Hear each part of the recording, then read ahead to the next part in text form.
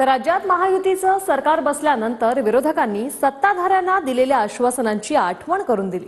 महायुतीनं लाडक्या बहिणींना दिलेलं आश्वासन पूर्ण करावं आणि 2100 रुपये द्यावे अशी मागणी सुप्रिया सुळेंनी सरकारकडे केली।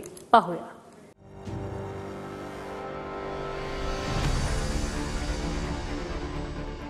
आम्ही तर 3000 देणार होतो आमचं सरकार आलं असतं तर आमची तर मागणी 3000चीच असेल, पण पहिला टप्पा 2100 रुपये 1 जानेवारीपासून त्यांनी सुरू करावे। नागपूरच्या अधिवेशनामध्ये यासाठी विशेषतः तरतूद केली जाईल आणि त्याची अंमलबजावणी तातडीने करण्याचा आमचा प्रयत्न राहील। देवेंद्र फडणवीसांनी महाराष्ट्राचे 21वे मुख्यमंत्री म्हणून शपथ घेत राज्याचा कारभार हाती घेतला। मात्र फडणवीस सरकार समोर सर्वात मोठं आव्हान असणार आहे ते लाडकी बहीण योजनेचं। महाराष्ट्र सरकार स्थापन होताच विरोधकांनी लाडकी बहीण योजनेवरून सत्ताधाऱ्यांना धारेवर धरण्यास आता सुरुवात केली की काल देवेंद्रजी असं म्हणाले की लाडकी बहीण योजना त्याचे 2100 रुपये ते सुरू करणार आहेत लवकरात लवकर।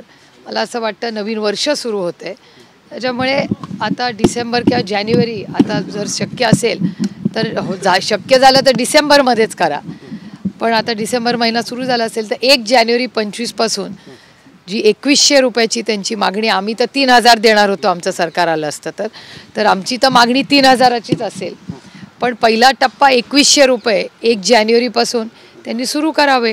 नागपूरच्या अधिवेशनामध्ये यासाठी विशेषतः तरतूद केली जाईल आणि त्याची अंमलबजावणी तातडीने करण्याचा आमचा प्रयत्न राहील। फडणवीस असे म्हणाले की लाडकी बहिणीसाठी जे आहे तर योजनेची छाननी केली जाणार आहे असं ते काल बोलले। योजनेची छाननी केली जाईल याचा अर्थ असा नाही आहे की कुणाला बाद केला जाईल। चुकीचे कागदपत्र कोणी सादर करू नये आणि त्याचा चुकीच्या लोकांनी गैरफायदा घेऊ नये, हा त्याच्या मागचा फक्त उद्देश आहे। बाकी जे आहेत जे व्हॅलिड झालेत त्यांच्यावर कुठेही गदा येणार नाही। पैसे वाढून दिल्याच जाणार आहे, पण इतके वर्ष सत्तेत असणाऱ्यांना हे सामान्य ज्ञान नाहीत का की अर्थसंकल्प मांडला जातो, कॅबिनेटची बैठक होते, म्हणजे तुम्ही आम्ही जे 5 वर्षासाठी सरकार चालवण्यासाठी जी आश्वासनं दिली ते आम्ही पूर्णच करणार आहोत, त्याच्यामध्ये कुठं प्रश्न आहे। मग तुम्ही तेलंगणा, तुम्ही कर्नाटकमध्ये एकदा जाऊन यावर जरा का पहिल्याच दिवशी जर आश्वासनं पूर्ण होतात का? हा आमचा पुढच्या 5 वर्षाचा प्लॅन आहे, तुम्ही बिलकुल चिंता करू नका। महाराष्ट्राची सूत्र हाती घेतल्यानंतर मुख्यमंत्री देवेंद्र फडणवीसांनी लाडकी बहीण योजनेसंदर्भात एक महत्त्वाचं भाष्य केलं। निकषाच्या आत बसणाऱ्या लाडक्या बहिणींना योजनेचा लाभ मिळणार, मात्र निकषात न बसणाऱ्यांबाबत पुनर्विचार केला जाणार असल्याचं मुख्यमंत्री फडणवीसांनी म्हटलंय। पहिल्यांदा तर ही योजना आम्ही सुरूच ठेवणार आहोत आणि 2100 देखील आम्ही देणार आहोत। आता बजेटच्या वेळी त्याचा आम्ही विचार करू आणि शेवटी आपले सगळे आर्थिक सोर्सेस जे आहेत हे सोर्सेस योग्य प्रकारे चॅनलाइज झाल्यानंतरच आपल्याला ते करता येतं, त्याच्यामुळे ते करण्याचा निर्णय पक्का आहे।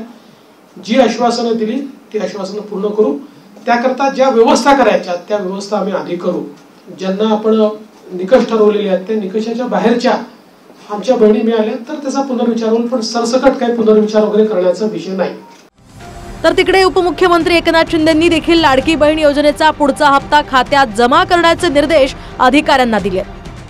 लाडकी बहीण योजना जी आहे आताच आमची कॅबिनेट झाली आणि त्याच्यामध्ये देखील आम्ही अधिकाऱ्यांना सांगितलं आहे आपली लाडकी बहीण योजना जी आहे ही पुढचा लगेच डिसेंबरचा हप्ता हाच आपला तो तात्काळ खात्यात गेला पाहिजे, त्यामुळे आम्ही पूर्ण त्याचं तरतूद केलेली आहे, काही त्याच्यामध्ये अडचण नाही।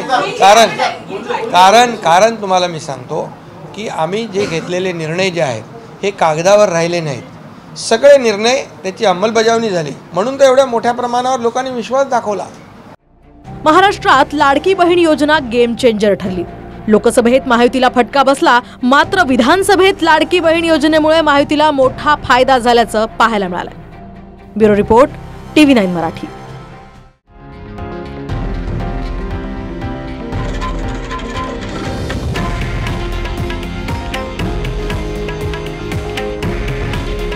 हे आहे देशातील नंबर 1 न्यूज नेटवर्क आणि आपण पाहत आहात TV9 मराठी। काळजी तुमची, हित महाराष्ट्राचं।